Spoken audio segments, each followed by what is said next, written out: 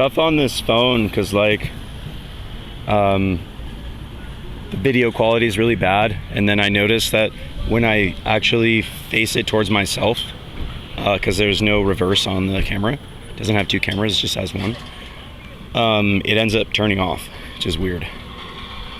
One of the things that I've been doing, because I haven't had a place to stay for about a month, I've been kind of making mental notes about what my situation is like, what I'd like to see change in the mental health world as well as the world for people in the unhoused community, because I think it's probably going to end up getting worse, fortunately. Is like a series of guidelines for people and what they need to consider, both in terms of social awareness and things that I think are important to realize when you're in a situation like this. And this is mostly not for people who are actually in that community, but for people who don't know much about it. And this is just my interpretation from just the small amount of experience that I've had. So it doesn't really have much to do with having interviewed or knowing much about people in this position. It's just my own experience from never having been a part of it, growing up in the West, having most of my needs provided for me whenever I needed them. I had a good family upbringing. I talk about anger and trauma, but in the end, I feel like my parents raised me pretty well. And that can be kind of a strange dichotomy where it's like you have someone who, went to school, went to college, have a science background. I worked for the government, blah, blah.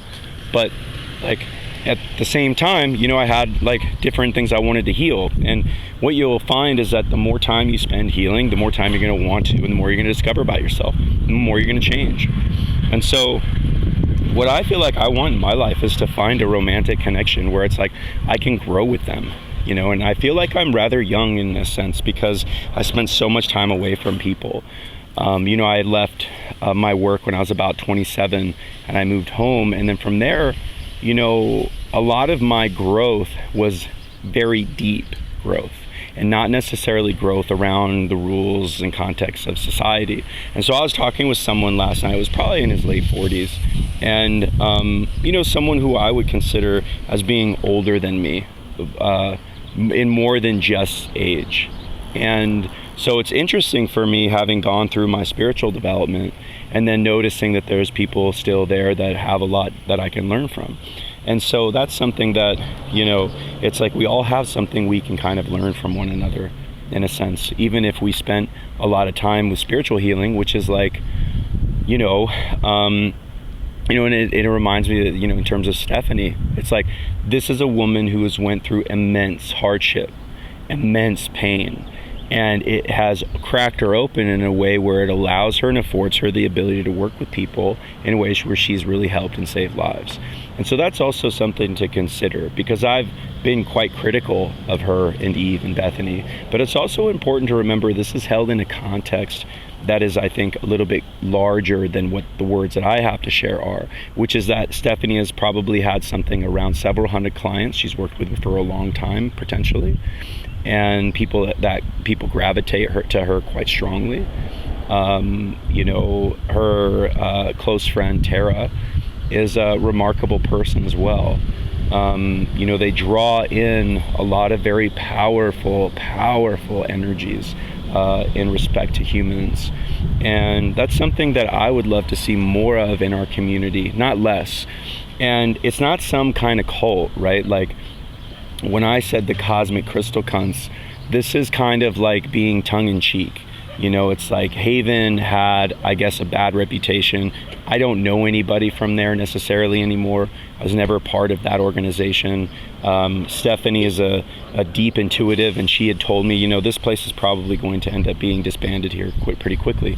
And lo and behold, about 6-7 months it was later on. So the poignancy is, or the power that these beings have is very powerful, and it happens through healing, and it happens through different types of gifts that are from God and from Kundalini. And I don't necessarily know the character of other people, whether they're good or bad. I think that we're all a complex combination of these things, and we can all do things that are foolish, of which I am no different. And so, my goal with a lot of this has been to create awareness around my situation and to create awareness in a way that creates change so that we can learn and grow from what happened, which is that you had a man like me dedicate his life to healing and then get stuck in a situation that I wouldn't have wanted to become a part of, and yet found myself too weak to pick myself up. And I got into a codependent, toxic relationship with a healer that nearly cost me my life. And then I had no ability to understand what happened or exact my own boundaries. And I do think we need regulations in this field, which I think healers are probably going to be grateful for at some point. Psychics are very powerful.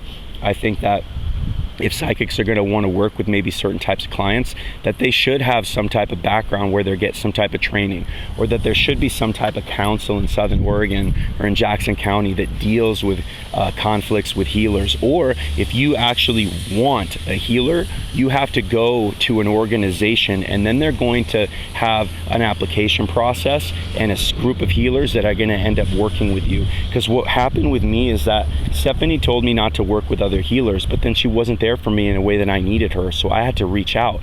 And when I reached out to the woman at Haven, this really fucked me up. And so when you get psychic guidance from people who are profoundly psychic monkeys, and I don't mean that in a derogatory term, I just really like looking at this in terms of biological way, because we end up seeing things in a too much of a mystical religious light that I think ends up clouding the wisdom that we can glean in the mental health and sciences, which is where this is going. And it's why I'm so vocal about things that I went through, because I want to see change in this field. I want to see change in this world. We can't stay stagnant. I look at Ashlyn, it's like, what the fuck has changed in 20 fucking years? I got a different fucking phone. Like, I just got a flip phone now because I feel like I'm tired of wasting my dopamine, which is basically your lifeline, and porn. I was addicted to porn for a long time. I didn't have a girlfriend, very long time, no romantic connections necessarily. And so, that's something that I'm working through too. And it's something I'm paying attention to. So it's like, I want to see change in this world that's positive. And that's why I've been so vocal about things and not I'll just leave the paper. It's like, fuck no. I want to see a place in Ashland where I feel comfortable, which means that my end goal is to make sure that the girls feel comfortable enough with me and safe enough in their environment so that they don't feel like they're necessarily even losing face for pulling the papers in a way that maybe some types of boundaries can be drawn so that a legal battle doesn't end up taking place, which I think would be quite costly to everyone involved, both financially, and it's very hard to know what would happen in a situation like that. And very dangerous for everybody involved. And I think it would be for the level of profile I feel like this situation has become, at least on my end. I had someone in the middle of Oregon notice who I was and pull over. And so that's where it's like, and I have barely any views on my material. So I don't know whether people are watching it on apps that allow views to get not viewed. I'd appreciate if people are watching my material to actually not do that. Because it's a little confusing. And let's see what else. Overall, it's a wonderful life, right? And we want to make sure that we go in that direction. And so when I talk about healing anger, a lot of people I don't have any anger. That's one. And another one is I don't need to change, or that's two. And it's anger is my power. That's three. But you just don't see what you're doing. It's kind of like you're having a hand on a hot plate, and you've had it there your whole life, and you think that the power and strength you have from pressing it down hard enough is your power, and it's not. You're confused, literally. And that's why you need to feel underneath the anger and get into the fear of feeling your grief, sorrow, pain, whatever it is. And then it's going to launch you into deeper understandings of what you're doing and how you're treating people. And you need to sensitize yourself to that so you can become less toxic, because that's what you would want from other people to do as well. You don't want to deal with people who are not dealing with their fucking grief. And that's what you're going to realize. You're not going to want to hang out with them anymore. You're not going to want to be around them, because you're going to be like, well, dude, you can't, that's not right to say. That's not very kind. Don't say. It's nah, fuck you. Blah blah. You did it. It's dude, you're not seeing it right. That's not how it exists at all. You're just you're overstepping my boundaries, and you're not being true. You're not being true at all. You're not being honest with yourself. And what you'll notice is that if you're wanting to stay in anger, you're not being honest with yourself. And so that's why also, if I end up connecting with a woman at some point, which I hope to, basically it's And I say if because it's like, fuck, I don't know what's going to happen tomorrow, right? But it's like, I hope that whoever I do get involved with is open to some type of emotional development. And it's important to understand that if sex does take place, that there's a possibility that she'll probably have a Kundalini awakening, because my energy is quite strong in that regard. And I don't really know what that looks like. Like, we're on the cutting edge here. Like, we're rediscovering things in the West about the energy body. And because I feel like I have a science background and I worked for NOAA under a government contractor, like, I went through the sciences. I did 6 years of fucking college. I had a few years of business school. Like, I'm no motherfucking dummy. I'm not here telling you this fucking shit because I'm off my rocker or it's because of what I motherfucking believe. I did it without any fucking expectation of what it was going to happen to me. I didn't believe in Kundalini at the time, and when I had my own Kundalini awakening, it scared the motherfucking shit out of me, because I was told basically go insane. And so it's like, that was a little too much. But I also want to share with people, like, you need to be really careful with this stuff.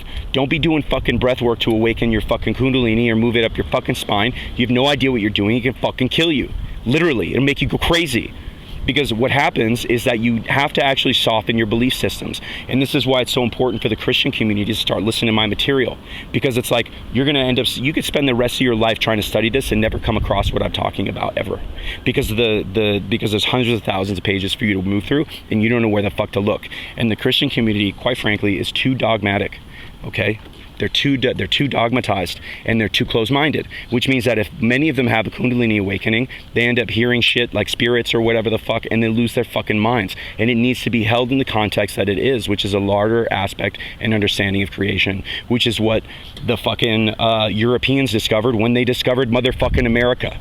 Okay? We need to think of ourselves more as explorers, which is how I viewed myself when I first started this. And now I'm like Christopher motherfucking Columbus, coming back to Europe and telling you what the fuck I found, and like, hey, get your own boat and go prove it to yourself, or don't. I don't give a shit. All I'm saying is that I actually kind of do, because I want to see the world change in a positive way. And that's why I've been so vocal about everything that's happened to me, because I feel like people in the unhoused community are very vulnerable, and there needs to be more attention and, quite frankly, better boundaries with that community, as well as more support, which is what a system would do. And it doesn't necessarily need to cost a lot of money, just needs to be well thought out. And then we also need to think a little bit more on our toes in terms of getting money for our area, okay? Like, I view America kind of like a nest, right? It's like, we all have we're like the little chicks, where we want the mother goose to give us the food, right? Well, we want fucking food. And I say Oregon gets more food than everybody else because our ideas are better. We got psilocybin to be legalized in counseling. We're on the cutting edge of fucking cannabis. Got some of the best cannabis in the world in Southern Oregon.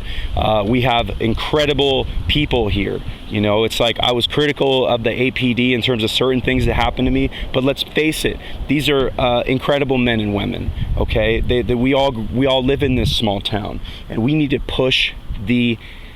We need to push things to make them better, which means that we all need to do that. And I feel like we all want to, given the political upheaval that's happened. I spoke to a journalist the other day, and I asked her some questions, and I was like, she wasn't interviewing me, but I was like, hey, like, what's blah, blah, blah. And she's like, it's all on fucking TikTok. It's all electronic. And it's like, fuck, like, I don't want to have a TikTok, but maybe I'm going to need to do that. And I don't have a smartphone. So, but I don't know. Like, I'd rather keep things localized, like local social media, local change. Like, we need to find a way to make sure that we are almost to the point where we have like 70% of our food coming locally for the population. We need to move forward and think about what types of systems we can put in place for our planet and our small towns, so that we are self-sufficient, so that we are not needing to trade as much, and we're not needing to depend on so much should COVID-2 happen again, or whatever type of catastrophe. Our systems were gridlocked. We have so much we need to change, and the way I see politics is that we need to focus on things here locally. And some people, with respect, should just sit back and watch, right? Like, you don't get to have a fucking opinion just because you're angry. You actually need to heal. And for the most part, it's the people like Stephanie Hanks and Eve Wolf, and eventually Bethany when she does her healing work. I say that a little cocky because she's a therapist, but this is the thing. This is what's so beautiful about these people, is that, my hope, and it is a hope. Like, don't shame me for having love for these people. Don't always just start, don't shame me for feeling like I wanted to have a child with Eve just after meeting her. Don't fucking shame me, because don't say I'm some fucking psycho. I've never felt like that before for a woman, right? Don't fucking make me out to be some fucking psychopath because of that, because I'm not. All right? We have powerful people in the Valley. We have powerful ideas. And that's why I want to see more travel coming here. I want to find a way where we can get, if we can find a way to make Ashland more affluent and more independent, then we can do it, then other places can do it and emulate what we do. We need to use the territory we have to grow more organic produce so that the restaurants here have very flavorful food. It's important for farmers to know more about Korean natural farming. Okay, you're going to find that the biology of these farming techniques are going to kind of fill in the nutrient and flavor profile of the food because of how many microbes are feeding the fucking fruit and the plant. All right, this is where we get incredible tasting food by incredible fucking farms. I would love to see Ashland in the top 10 for upcoming chefs, where chefs are going to come here to start restaurants or work under chefs or basically elevate the food scene here. I was in a building the other day in Ashland, and hey, we can all have dreams, and I feel like I can't do this alone. These are just my ideas that other people are going to need to capitalize on. Maybe not even my own. These aren't necessarily all that restricted, right? There's not a lot of boundaries on this, other than the ideas about farming and water and where we're getting our food. I don't ever want to walk down a fucking Albertson aisle again and see 50 goddamn cereals. I'm so motherfucking tired of this bullshit. We need to stop that. You get 10. Okay, our shopping centers need to be much smaller. They need to be much more organic, and we need to draw hard boundaries with what the fuck we're letting in our state. Oregon goes organic by 2020. What the fuck? It needs to happen immediately, and we need to make sure we get most of our food from our own state. We're done fucking shipping shit from around the world. I don't want to see very much stuff from China in the States anymore. Period. Right? We have very, very, very aggressive trade policies that I don't know enough about, but everything you get is from fucking China. Plastics are ending up in the fucking ocean. A lot of this has to do with not having biodegradable material. We need to make sure that we are pushing the envelope, and by that I mean it's look, in 50 years, by the time I'm getting old, Kundalini's still gonna be working through me. I might live to 170. I don't fucking know. But I know that if I don't have good, proper food and diet, I'm gonna die a lot fucking earlier, which means that we need organic food, and that every time we walk into 7-Eleven to get a fucking taquito, I wanna know that shit is fucking organic. And I wanna make sure that the organic standards are actually quite strict and quite stringent. And if they allow certain things into that fucking food that isn't, they are held to motherfucking account. And that choice ruins their fucking business. So far, the regulations, from what I understand, are becoming more laxed. This cannot be allowed to happen. The fights are not necessarily in Washington. Maybe they are. We need to make these fights local. And that means that these distributors and these Albertsons are going to have to rethink their business models to deal with us in Oregon, because we're fucking done dealing with all the toxic bullshit they're feeding us. I'm looking at the fucking bakery here. There's no real fucking food. It's all cemented fucking lab-grown bullshit. And I'm looking at stuff that people give the unhoused community, and or the mental health. It's you go to the hospital, the food is motherfucking disgusting. Okay? It's not food. All right, we need to, and it's we can't feed the planet unless we're having bioengineered food. Then we need to fucking invest everything we have in more food and better crops, and becoming more aware of the fact that genetically modified foods is a very fucking bad idea, and we need to work that shit backwards. We need to find the ways to make it work sustainably for the future, and I think if we do that, we can have the powers that be relax a little bit. And that's why I say heal the grief.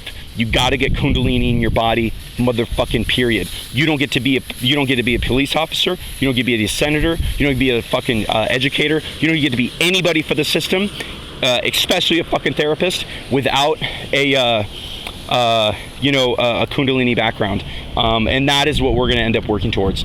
because the activations are simply too brilliant, and the pacing is remarkable, and you're going to change as an individual. You're going to change the world around you, and that's what Stephanie did, and that's what Eve is doing.